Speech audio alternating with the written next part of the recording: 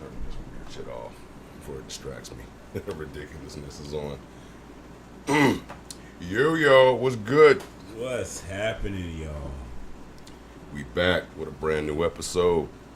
Back in effect, y'all. And this Your is how, name, man, Coach Fire in the building. and that dude of many faces, Mr. Lewis, back with another great one. But without further ado, I guess let's get to the intro. Hit it? The Candid Corner presents the Blerdification Station with your hosts, Coach Fa, Mr. Lewis, and MG the Great. Welcome.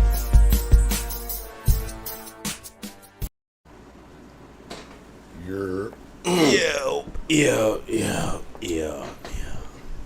So what's good, Coach Fa? What you been up to, brother? Man, just living life, maintaining. You know, honestly, I was blessed the other day to be invited to be on the podcast for my brothers, the Hoopers. Shout out to the Hoopers. Yeah, big shout out to the Hoopers, man. They were doing a summertime mixtape, so to speak. So they had like 6 guests, Right. 6 shows, and over the past couple of days, they've been releasing each show. Boom, boom, boom. So Right. I ended up being show number 2, and we talked about hip hop back in the day. We talked about the early '90s, late '80s type stuff. Right. The Knicks. How hip hop was, how the community was. It was a great conversation, man, and I really appreciate them for that. So that's the biggest podcast news type style I have. That's what's been up. with you, man? Just life, man, adulting. Yeah, the usual audition, Right. grind. rejection, audition. Yeah, because now it's like because a lot of it mostly is like virtual and through email and all that. Right. So oftentimes, most of the time, you don't even get the no, or you just get no response. Actually, whoa! I just remembered I got to contact these people. I'm supposed to be possibly a brand ambassador for an upcoming Bill Burr show here in PA, but I got to call the guy to do the over-the-phone interview. And I just remembered, I've been so busy trying to handle these other situations. Yeah, I got to get back to them so they know that, I'm available. Well, most assuredly, good luck. Appreciate you. With that. So, everybody, wish my brothers some luck. Yeah. Put them hand emojis out there to the sky for my dude. You feel me? Well, if y'all know anything about entertainment, I prefer the break a leg method, the old tradition. Don't wish me luck, because good luck means bad luck. Well, don't actually. You got a bad hip anyway, so don't actually break a leg. Yeah. I guess that's one of my nicknames is hip hop, huh? Dad jokes forever. On Deckington. But All yeah, right, man. So what we rapping about this week, then, brother? well, part 3 of the game series. Today we're going to cover card games. Yeah.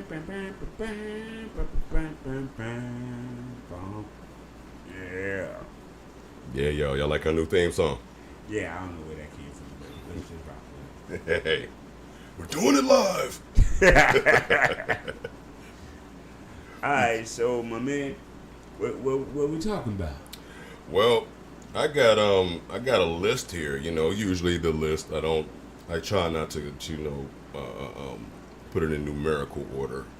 But I got a list of some of my favorites, and then I got a couple honorable mentions. Of course, I'm going to cover everything from childhood card games to some grown folk stuff, and some new modern stuff. You know what I mean?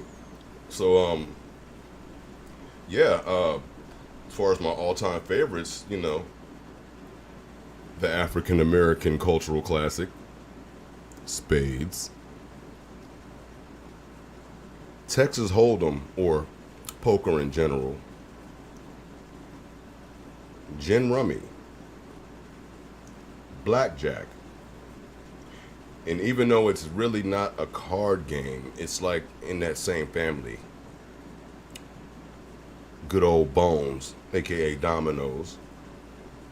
Barbecue classics. Yes, yes. yes.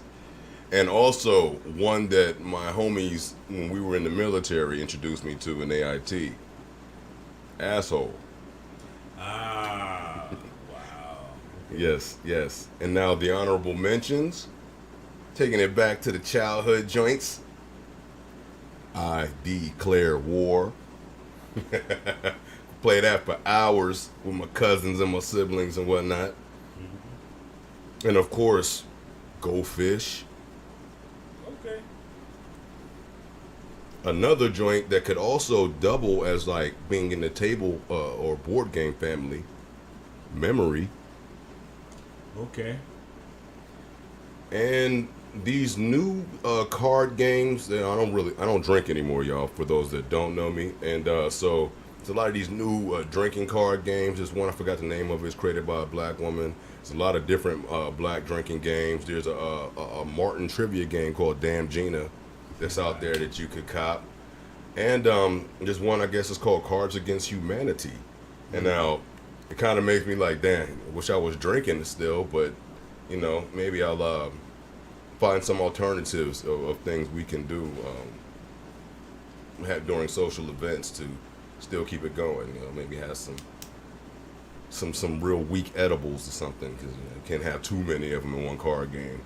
Because then you won't have no more card games. Yeah, exactly. Everybody be asleep.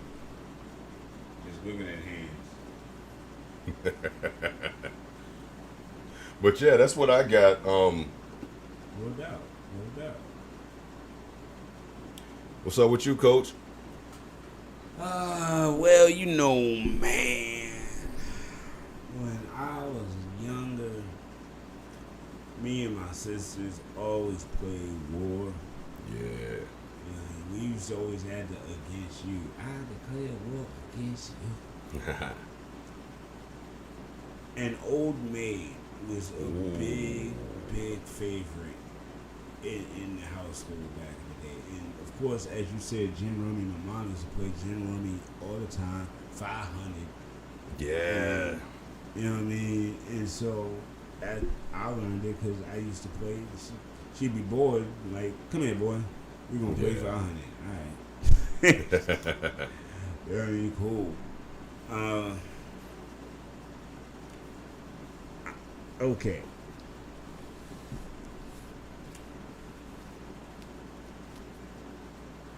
Yu-Gi-Oh. Ooh. Yeah. Ooh. Yeah. Nice. Okay. Yo, okay. Yu-Gi-Oh was so big in our household when Amir was little. Between that and Pokemon, Amir literally, when he was little, made his own cards. Yeah, dope. I mean, like decks of them. I still, I have them all. You know what I mean? Amir, yeah. So that was cool.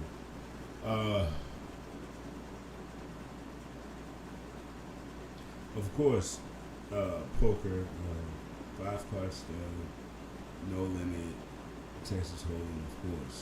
Yeah. I mean, I got the table and chips and everything right here, ready to go every time. Like, let's hit it. And I am wearing. See these, and Lou, you should remember these. Okay. Not that you got them, but that you were there when it happened. All right, so these say 304th Signal Battalion Organization Day.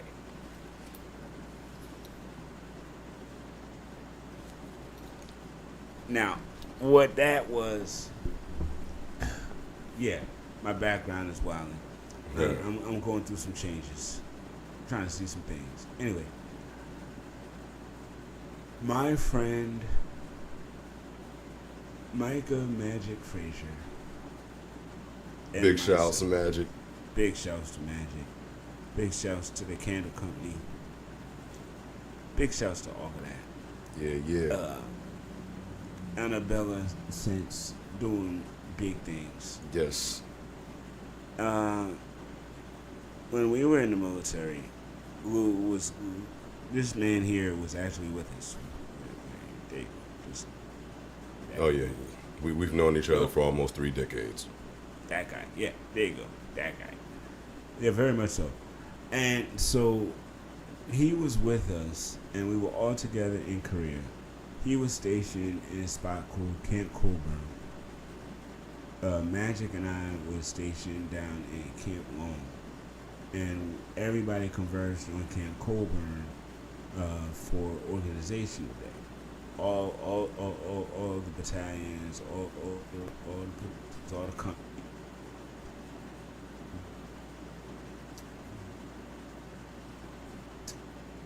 And have a tournament.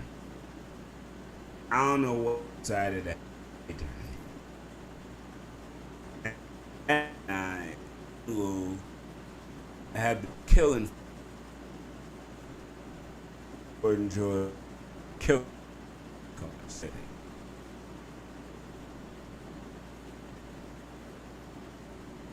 Well, if we can't remember this.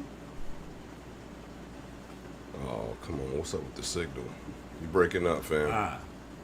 That's what it is. Okay, technical difficulties. Can you hear me now?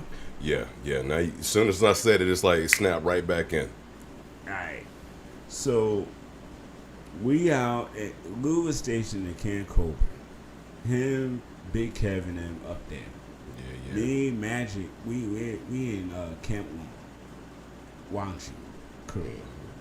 Now, we were all together in Fort Gordon, Georgia, killing them with these cars. Yeah, All of shouts us, to the Black whole Lotus. crew, the whole Yeah, family, yeah. killing everybody with these cars, destroying them, mortalizing, playing spades.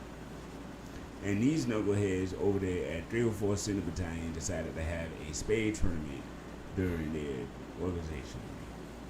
Lord. They might as well just say, hey, Sleepy, There's- Magic, Yeah. there you go. So much to unpack there about how them fools would never listen to us. But yeah.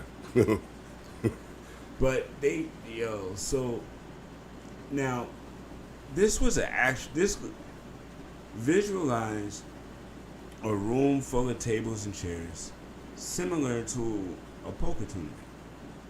Very similar. And there had to been like 18 teams. Had a team. Yeah, it was like a little, like a outside canopy with mad tables underneath it, if I'm not mistaken. Inside and outside. Yeah, that was Inside. right. Yeah, that was right. Yeah. And and I at the table. Beat y'all in quarterfinals, I believe. Yeah, I don't even remember Know how my to partner. get? 'Cause I think I don't remember you. I think they had put me with somebody that wasn't even in the crew. They might have. Yeah, like boss can do. Okay. Yeah, like I said, yeah. He days and we whooped their ass early, and he got mad. Yes, because and it wasn't that at them. It was more so because my partner was trash. Sean, rainy day, he had a partner. I coming in broken up again. Dang it. And as soon as every time I say it, it comes right back. Sean, I'm talking about rainy days. Yeah. He had a partner. We whooped him early, Yeah. and he was mad. Oh, yeah. Well, yeah. When he was mad quite often. That was Shout the outs to first time. Sean. Yeah, we pieced it out with him because he wanted to like fight, but then he realized that wasn't gonna happen good for him, so he just was like, "Can we be friends? Yes, we can. Come on." That was the weekend we put him on, matter of fact. Like the old fam. Oh, you better come on in.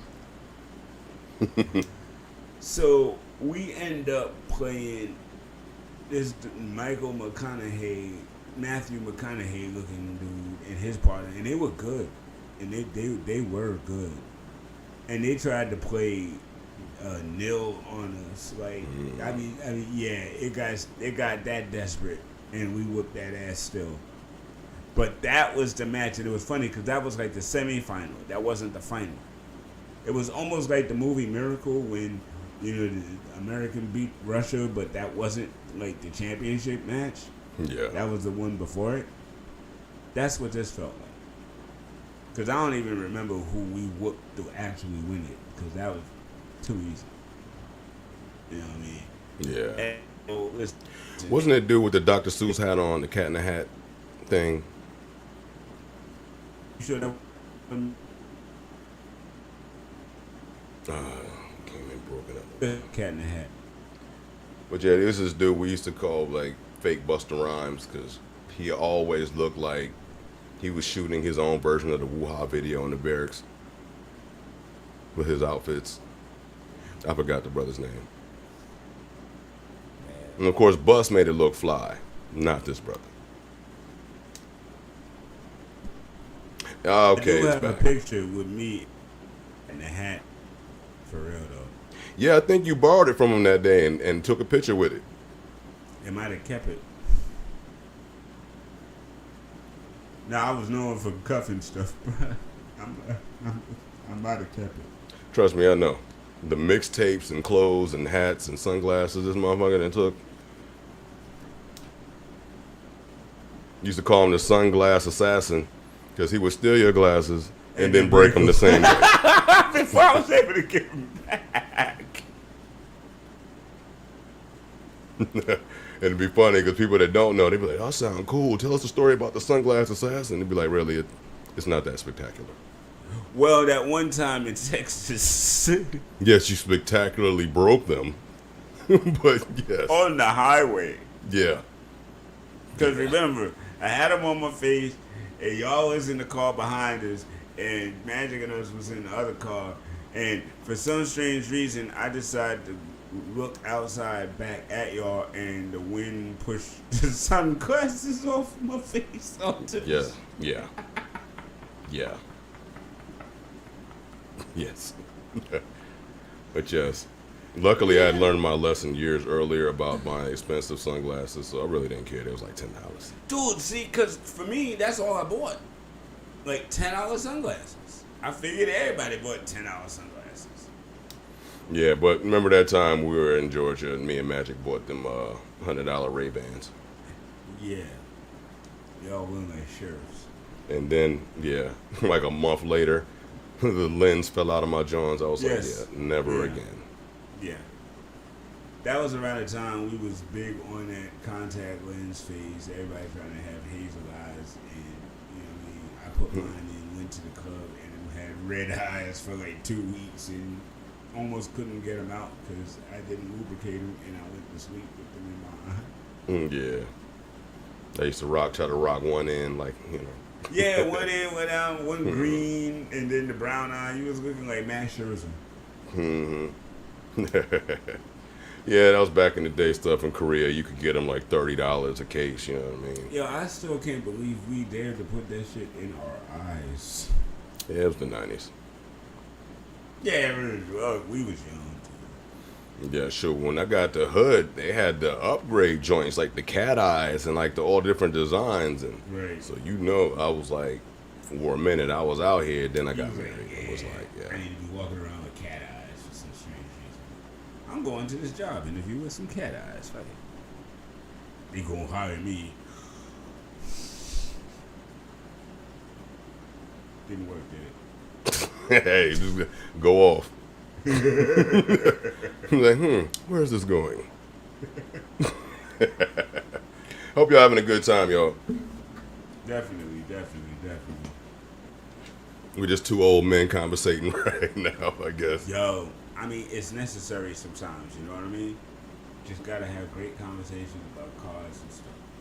Yeah, and things like that, you know what I mean? It's like, of course, you know, just talking about things like this is going to trigger memories. So, hey, that's what y'all here for, right? Some good conversation, huh? Yo, should we tell them about the black I would. Spades and dominoes ensued. Yeah, I would say I would let you take the lead on this because oftentimes my memory is not as good as I once thought it was. You know what? All right, see, the Black Oil Barbecue started with Kev. Yes, shout out Big Kev. Kev and Lou came down from Camp Colburn to visit us at Camp Lou. And Kev had the idea, yo, let's throw a barbecue. Now, for those that follow me on Facebook, the picture I posted, I believe yesterday, where I said, you know, me and my boy Kev, we were both 19. This is that era, the exact same era. That year. The cigarette picture. Yeah. With the puffy jackets. Yeah, shout out to we my. all had puffy jackets. Yeah. We yeah, all had them, the Pelly Pels. We all had our names stitched on them. Yep. That was hot for about 2 months. Then one day out the blue, white one of us or would the just. black. The white ones were flyer, but then eventually out the blue one day we were like, yo, like, why are we wearing these shiny joints? Then we just all took them off. I like mine. I lost mine. I don't know where mine went. I liked mine for about a month and a half. Then I was like, yo, like, why am I out here looking like Puffy and Mace? I'm from New York. I didn't mind that. You know what I mean? Yo, and I borrowed your ski goggles half the time. Because he had the big visor joints. So I had the puffy jacket with the big visor ski joints. Yo, I was right in my element. Looking crazy with some Timbs on. Yeah, I mean, we were still fly. I mean, don't get it gosh. twisted. Like, Dude, we were the best crew out. we stayed. Everybody knew that. Drip. Yeah. You know, I'll tell you all about the New Year's Eve episode on another show. Oh Lord, you talking about on 6th Street in Austin? No. I'm talking about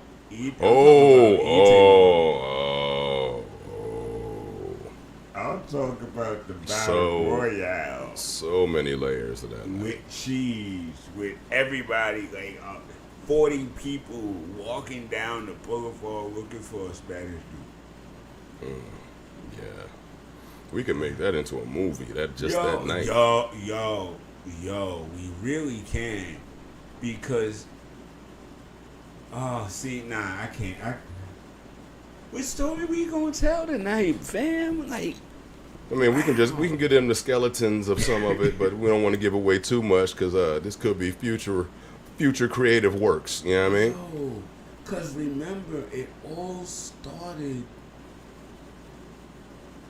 in Camp Coiner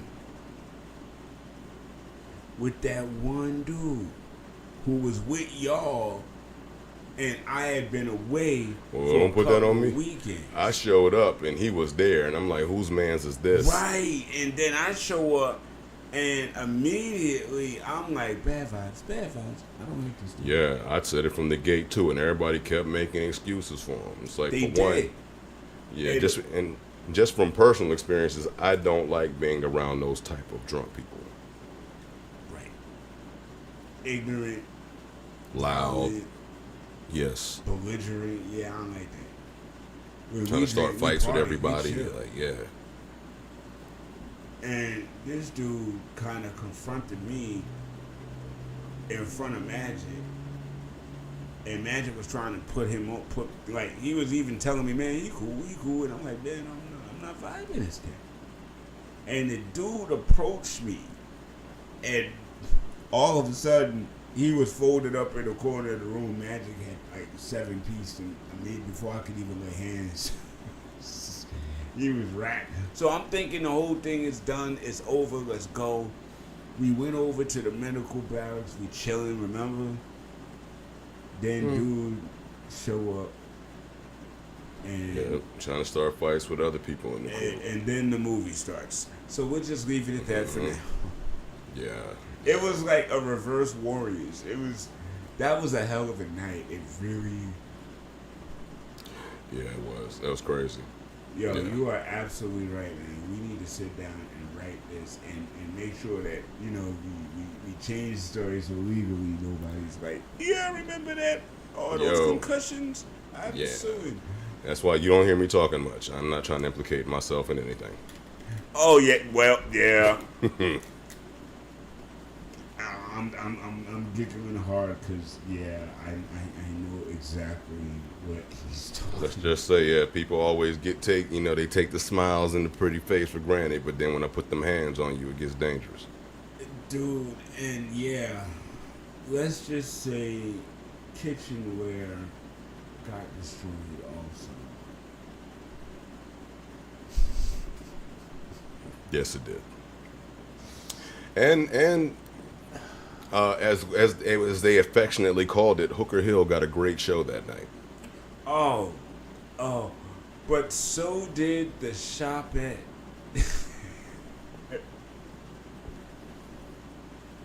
All right, we can't. I can't. Yeah, like you telling too much. There's You telling too layers. much. There's so man. Yeah, the barbecues is a much safer story. Yeah, barbecues were wild. Barbecues were wild too. A lot of fun times, a lot of friends, man, a lot of that's drinking, where the tasty beverage was born.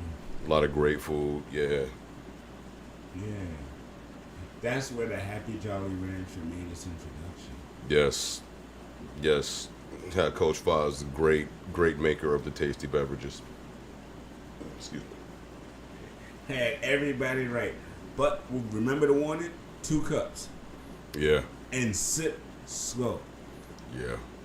But we know. And people didn't listen. Everybody who did not listen, an hour later was strung out on some steps, rolling down the hill, singing songs to themselves. Yeah, But everybody who followed the rules had a great night and only drank 2 cups of liquor. yeah. You was basically making 4 locos before 4 locos.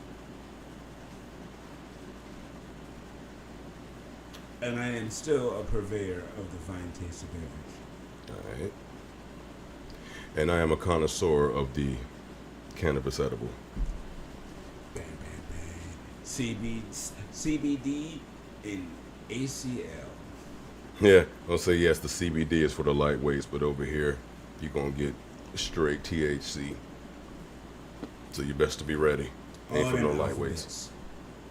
And like, yeah, and like Fahim said, you know what I mean, with his, you're going to take one drink of his, and you're going to take one slice or whatever I'm making, because you eat any more of that, that's not our fault. Did I do that? It ain't my fault. Yeah, I'm going to be looking at you like, I told your ass, didn't I? No, you know what I mean? And I'd be so frustrated. They'd be like, why? I told you. Exactly. Like, some people always got to. Like the late great Charlie Murphy said about Rick James. Sometimes there are those habitual line steppers, and you tell them where the line is, and they immediately go in there. Like, yo, all right. I know it tastes good. I know. I mean it. Yeah. Trust me. There's more liquor in here than you understand right now. Sit slow. I got it. Yep. A And few you moments later. I can't wait to go to the club. I can't wait to go to the club. We go to the parking lot, and he got throw up on his car, and he asleep.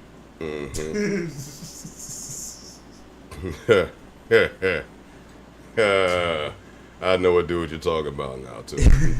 And then we get there, and he asked him for dough to get in the club. Oh God. And not to God. not to mention, this dude has one of the most tricked out cars in all of Fort Hood, Texas.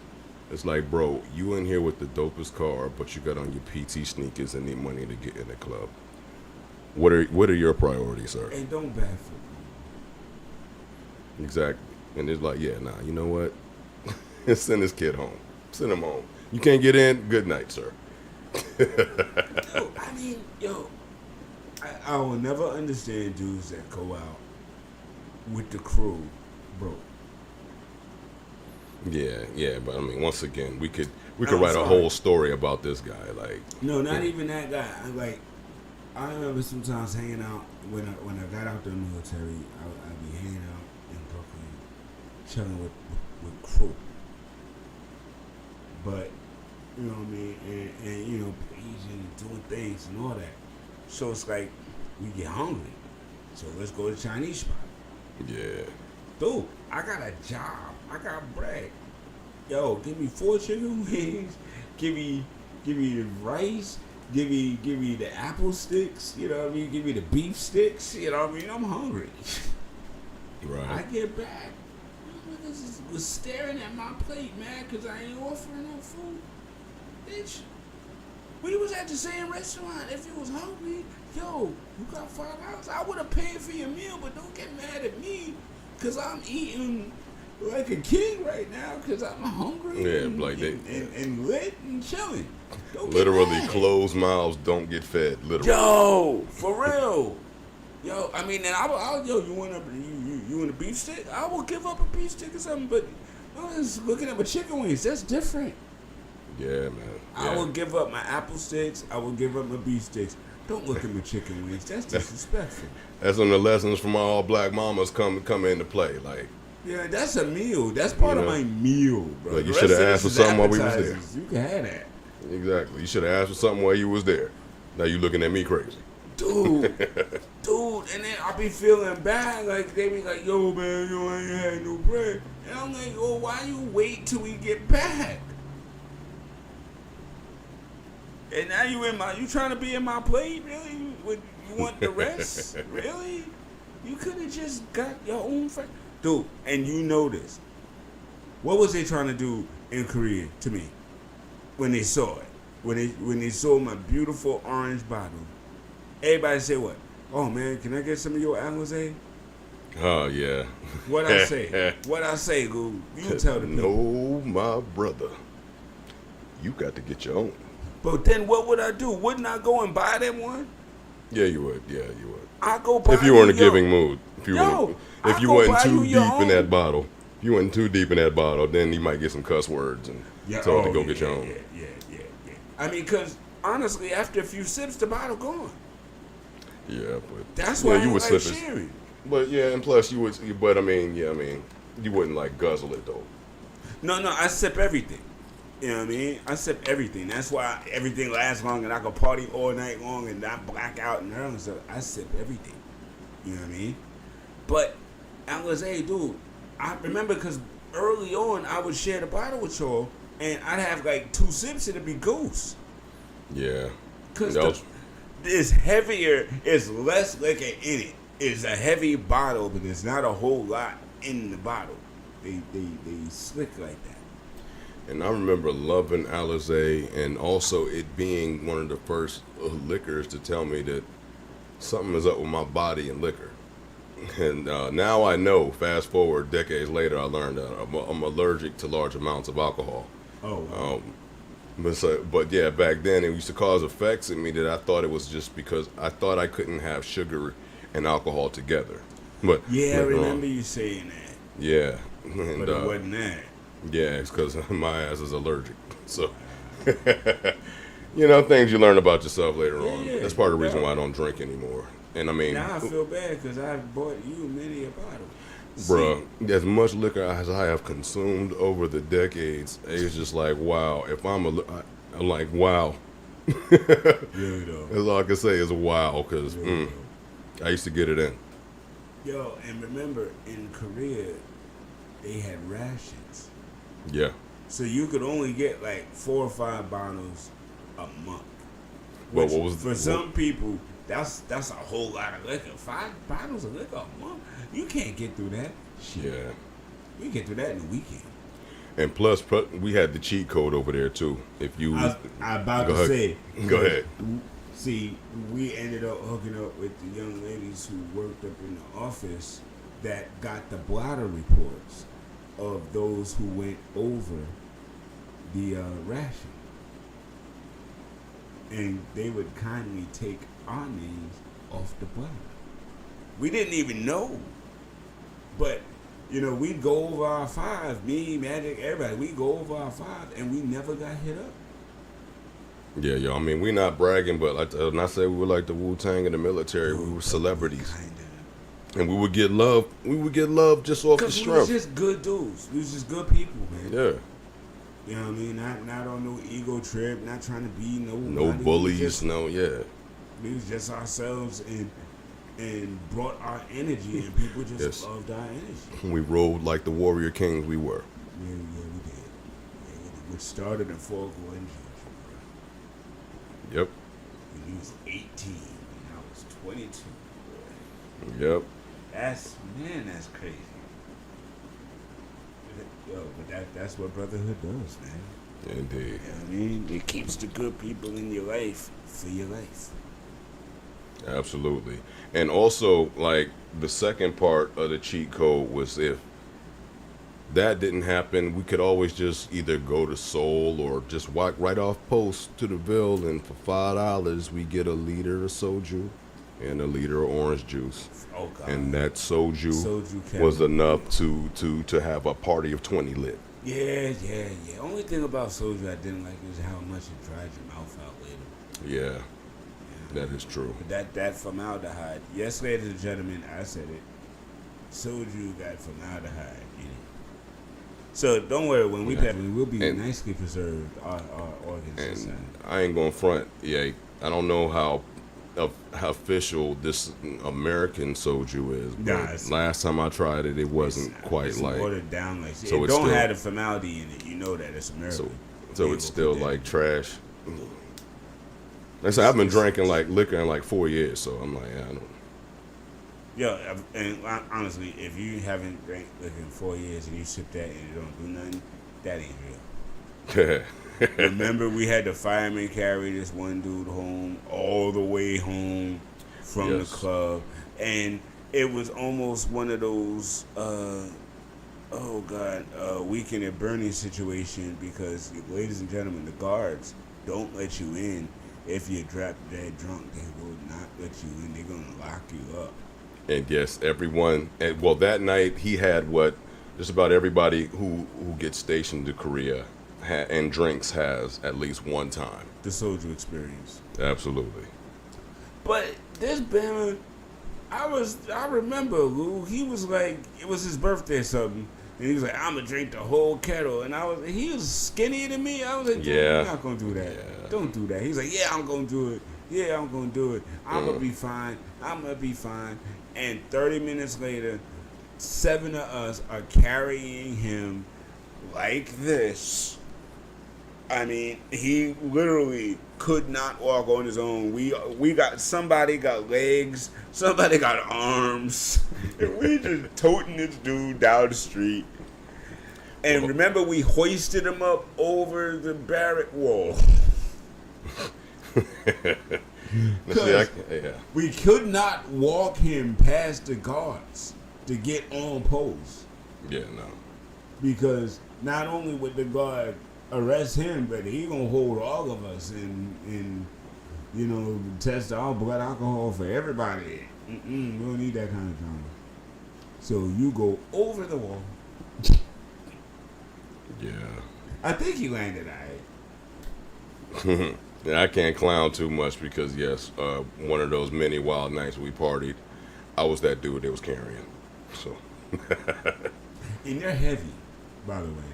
Especially at dead weight. You're freaking heavy, bro. Hey, my bad. That is one of the positives of not drinking anymore. Amen, because I'm not strong enough to lift you up no more. I'm out of the army and I stopped working out. Oh, You kept man. doing it, I stopped. I was like, you know what? Hey, I did it for Yegon. I did it. Yay. hey, I like working out, so it's no biggie. It's part of my favorite. That's part of my favorite hobbies, but also part of my occupation. And for people that know me, like, it's part of what I got to do for survival. Yeah, no doubt. That too, no doubt. I mean, I'm back at it a little bit, but it's about to be bigger because I got my son lifting. Ah, You know nice. what I mean, he's got a weekly regimen, man. Chest, arms, back, shoulders, and then legs, core. You know what I mean? Then back at it again. That's He's what's got, up. You know what I mean? Multiple reps, 100 pounds right now. 15, banging around, bang, bang, bang. All right. He ain't buck, but he a buck 30. You know what I mean? Light, and he lifting almost his whole weight. That's what's up. Yo, I'm here looking like Bruce Leroy, dude. I'm telling you, it's crazy. That's good shit, yo. Yeah. So, you know what I mean? I got him working, so it's befalling me. I gotta get my guns back up too, because it's ridiculous. I can't have him outshining me. But I'm the trainer, so that's what it is. It's alright. Word. That's Yo, what's up. so let's hit this commercial. This conversation been great, but let's go into a commercial. We come right back. You'll scare the crap out of us, and we out. Stay tuned, y'all. Listen here. Listen here. I know everything there is to know about the crime and business. I know about gangster crime. I know about pimping crime. I know about trafficking crime. I know about weapons crime. I know about intimidation crime. I know about trafficking crime. My family know everything there is to know about the crime and business. This is Bubba Fett, and I'm coming to your place to take over your criminals too. Ain't that right, Forrest? Yes, sir, Bubba. That's right.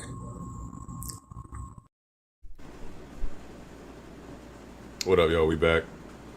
Don't mind me. I'm like back and forth with this Steelers scrimmage. Pimping crime, trafficking crime. Yo, a side note, the artist Her is so damn beautiful. All right, back to the show. Nationwide is on Yeah, the they had a little side. commercial on. I was like, damn, she's so damn pretty. But all right.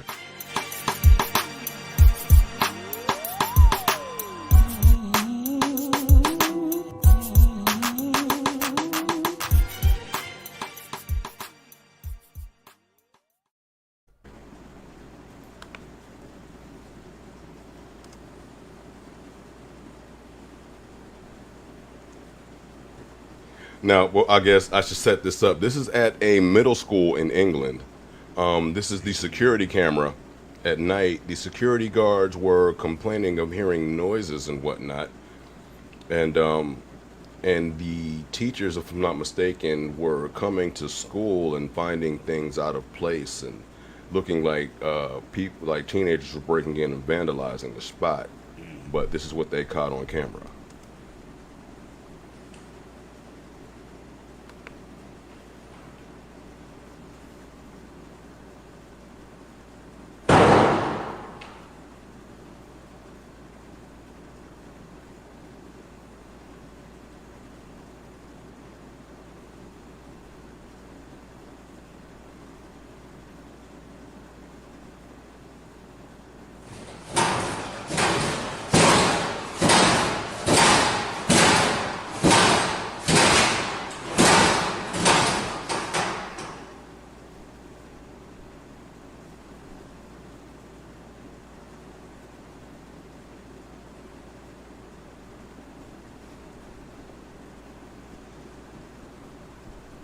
Hear those footsteps?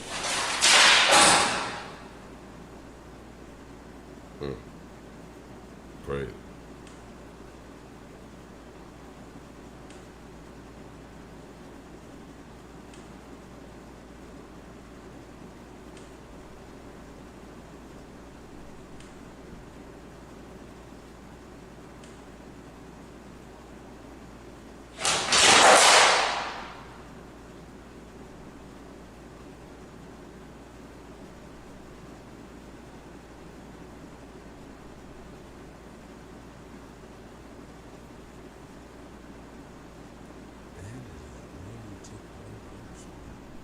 Yeah, and that was all for that one.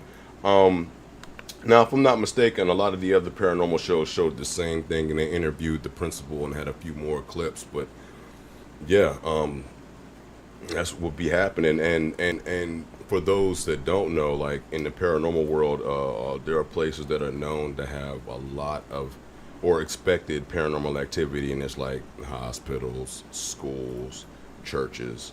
You know, basically, I guess places, hotels, places that where I guess a lot of people or a lot of energies have passed through. To which I would add to that, I believe airports are probably be some of the most haunted places as well. A lot of but sports they're do always so facilities. busy. It will be hard to get it to where it's empty and have people there to get the equipment in there and to investigate Right. properly without any interference. Um, You'd have to do an abandoned yeah, area. yeah, absolutely. Now, personal experience. When I used to go to high school in Oklahoma, shout out to my fellow LHS Wolverines, Hanta Yo. My 11th grade year, towards the end of the football season, I injured my leg, so I couldn't try out for the basketball team. But I was still a trainer for that season. And me and my homeboy Ishmael, shout out to my dog. After the games, or after the road game, we'd be the last ones out because, we got to get, all the water bottles clean, get everything prepped for the laundry in the morning and whatnot. And we would always just hear random stuff in the schools because, like I said, I played sports and all that, so there would be many a times we would be in the school late at night and you would just hear random stuff and you wouldn't think nothing of it. You think maybe it's one of your other teammates like going to their locker or whatnot. But during the basketball season, there were many a times it would be just me and Ishmael being the only students walking around. The coaches would be in the office. We would still hear these same things, and it was like, yo. And then, I would hear stories about supposedly there was a student that committed suicide in the gym back in the 80s. I don't know how true that story was. I was never able to verify it now. But the scariest night, we were there by ourselves. And that night, the energy just felt weird. It felt heightened. Because I remember having to go to my locker on the other side of the school. And usually I'm not afraid, but this time it felt like something was following me all the way there and back. I couldn't place it. Now, as we're leaving the gym, like the way the doors go, they automatically lock when we close them. So, coach was like, well, when y'all done, just lock up and head out. So as we're leaving, this time this feeling of being followed manifests into something. And we hear footsteps, like we hear literal sneakers squeaking across the basketball court. Nobody's in the gym. It's pitch black. We didn't hit all the lights. And as we're getting to the door, we hear a voice go, "Hey!" And then it echoes. Man, I ran a 4.4 in the 40 in high school. That's a big school parking lot. I heard that, hit the door, and was at the other side of the parking lot before that door closed. And my guy Ishmael, who was not as athletic as the rest of us, my man was right toe to toe with me. With me. And yo, like, yeah, I don't think, Nope. yes, at that point, I don't think I had ever been that scared in my life. But yeah, from then on, I made sure that I was not the last person in the school. Nah, and that's a blessing. Alright, so before we head out tonight, Joel, you know what I mean? Hip hop had a birthday. Yes, yes. And forgive me, I was off by 1 year. It was the 49th anniversary. I kept saying 50th. It's the 50th year we're going into, but it's not the 50th year anniversary yet. Right. And so, from Indie Access, from Blerdification, from Candy Corn.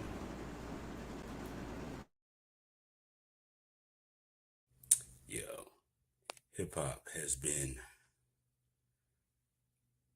a very, very important aspect of the African American, Latino, and with, at the end of the day, everybody's experience. You know what I mean? But coming from the humble, broken concrete streets that it came from to the multi-billion-dollar enterprise that the music side has become today.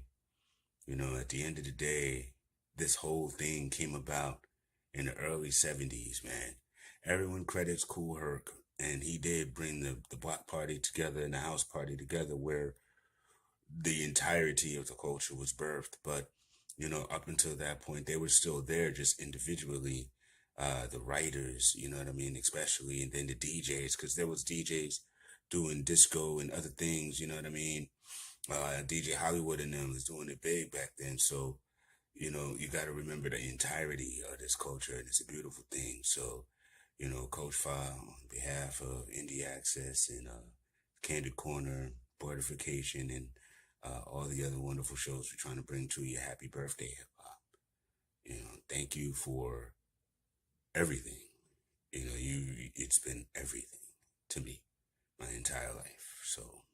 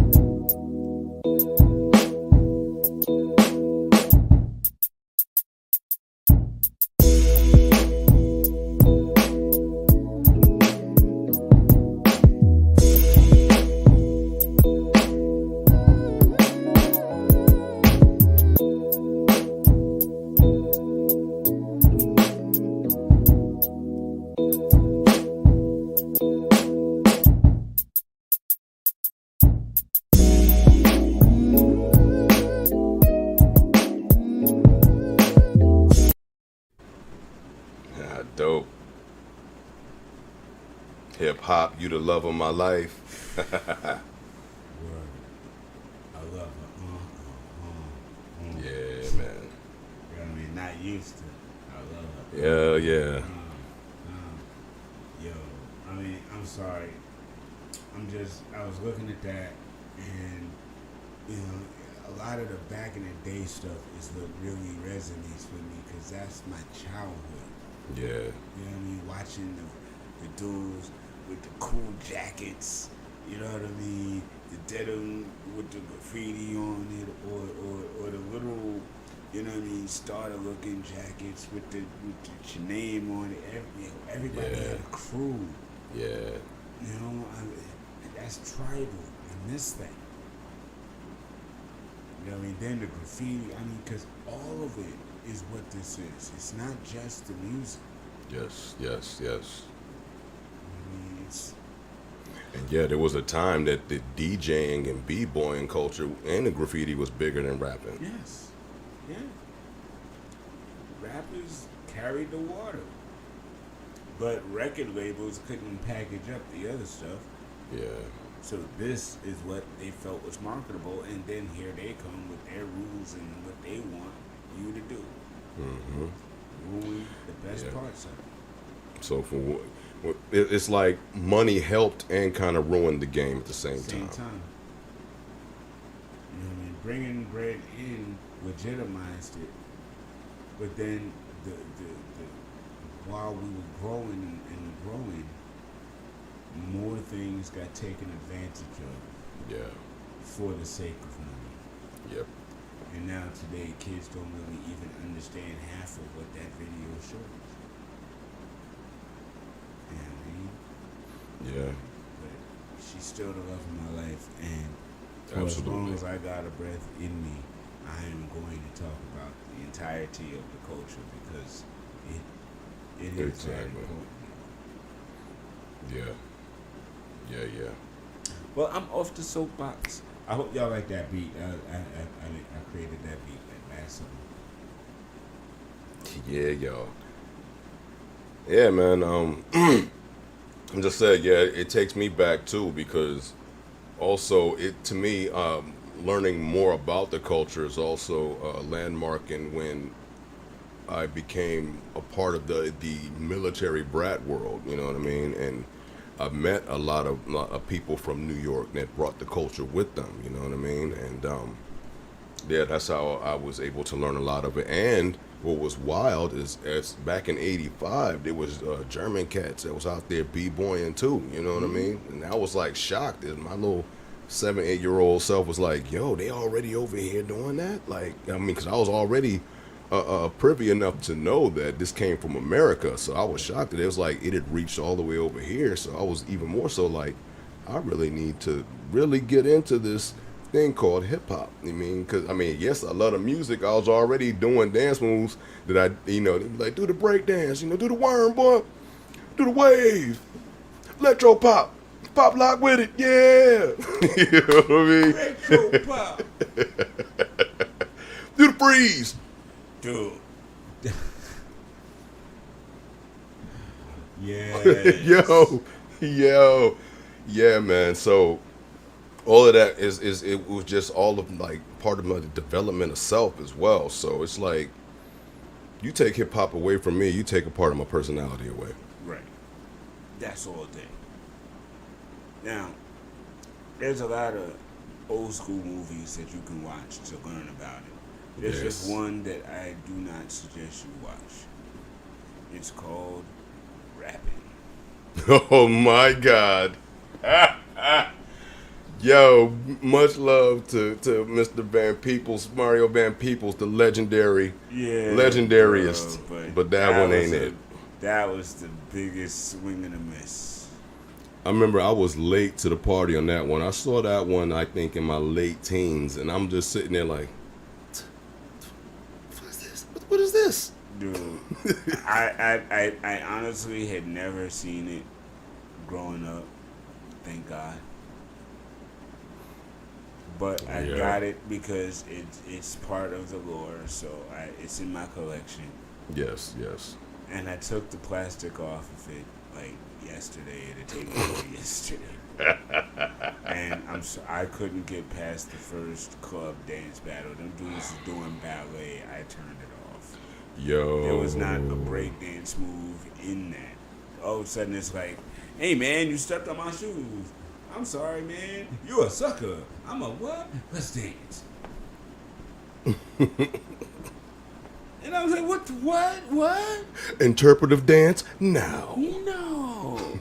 Like, the best part of that movie was him and the little brother from The Last Dragon rapping in his grandma's kitchen. Yeah. Other than that, I mean, Yeah, because remember that little rap he tried to get the kids interested in? This is rapping. I'm rapping. To the street, to the beat, I'm rapping. It was just like, yo. I didn't get that far. I stopped after the first battle, bro. I promise. I took it out of the system and put it back in its case. I said no. Yeah, but yeah, and it also came from that era where there wasn't that much money in the culture, and it was more for the love. And Nah, I that know a lot of wasn't for the the people were love. trying to. I know a lot of people were trying to raise awareness to the culture, but they didn't quite dude, know how to not do that. it. No, And- don't put that label on that movie. That I'm movie trying to was be done cool. by Golden Globus, bruh. The people who did like Missing in Action and Missing in Action 2 and Canon, Die Hard, yeah, them. They wasn't caring nothing about no culture. They was like, oh, the black guys, they rap and they like it. All right, let's make a movie because I there bet was you- not one sister in that movie. Yeah, that's true. I mean, and sorry, bro, they're from the hip hop Hold on, I thought you- foundational. Hold on. Let me say this. They're from the hip hop foundational place of Pittsburgh. Well, yeah, that too. I was going to say, but hold on. I thought you said you only saw some of it. Yeah, like the first 15, 20 minutes, and then took. I I saw the whole movie and don't even remember all of this. So I literally just watched it. That's why I remember. And poor Kadeem Hardison, why were you in this? I'm glad Spike Lee found him, because Jesus. And then, you know what? You know what? I think I might have seen this movie when I was younger, because I didn't like. For some reason, I don't like Eric LaSalle. And I think that movie might have been it. And he that character just stuck in my head. I mean, there was an old dude. Okay, first of all, the whole movie opens up, ladies and gentlemen, with him in jail. So in like '84, rap got to start in jail. I didn't like that at all. Then he's on a bus, and he has a boombox. What jail you got out of where nobody stole the damn radio? I don't know, maybe Eddie Murphy gave it to him. I don't know, when he left out for. Dude, remember, even in 48 Hours, he had a radio when you first met him, right? He ain't had that joint the whole rest of the time, did he? Because somebody stole that joint. Because he gave it to Eric LaSalle. No. He said, Eric "Here, LaSalle bro, had it. I'm going to put you in a movie later." No, I'm saying I'm playing. Mario Van Peebles get out of jail with a boombox. How? Yeah, for real. Like, How? yeah, well, I remember I had that, back in not so proud times in my life. When I got out, these fools stole my cigarettes. So, you know damn well they going to steal that boombox. They gonna steal sneakers. He had a leather jacket, bro. The guards would have stolen that. Yeah. He had a leather jacket. That's He what I'm got saying. Out of jail with a That's leather what I'm jacket saying. It's and a the boombox. guards that stole my cigarettes. It wasn't no other inmates. Really? Like, how did that happen? And apparently he was in jail for 18 months. And he come back off the street and he start rapping. Just rapping. Walking down the street. Walk to the beat. Tell someone to see. And I'm just like, this don't make no sense. And then they got him doing some terrible pop lock moves, and they focus in on the sneakers, and his feet ain't really doing much. And I'm like, what am I watching? Why did I put this in? No, then, I mean, he's walking up to supposedly neighbors, and they all seem to be mad at him. Nobody's happy to see him. Until he gets to, like, the project door, I guess, where his brother is. And then there's these dudes across the street that look like a supposed gang, and they got, you know, the Holy Quran and stuff written on the wall in the background. And All right, I think we're wasting too much energy on this terrible movie. yo, for real, bro. In my mind, I'm like, yo, I'm bored with him just telling this stuff. Like, what? I don't want to hear about this. Nah, I watched it. You watched it, so now you gotta suffer through it. Listen, ladies and gentlemen, watch Wild Style, watch Beat Street, watch Crush Groove. Stay away from rap. And Style Wars. Watch Star Wars and watch Rebel Kings before you watch Star Wars. And Mambo the Hip Hop. Bang. But don't watch rapping. See you next week. As always, go to the site, go watch the shows, support, go to the YouTubes, like and subscribe, go to the Facebooks, comment, keep this conversation going. As you see, we just renamed the former Universe Radio page to now Indie Axis. We out here, we brand new, we focused, we moving forward. And as always, until next week, shout out to my guy MG. Hope everything's all right with you, brother. We out till next week. Peace and love. Love and peace, baby. See you next week. Blerdification Station. The Candid Corner presents the Blerdification Station with your hosts, Coach Bob, Mr. Lewis, and MG the Great. Welcome.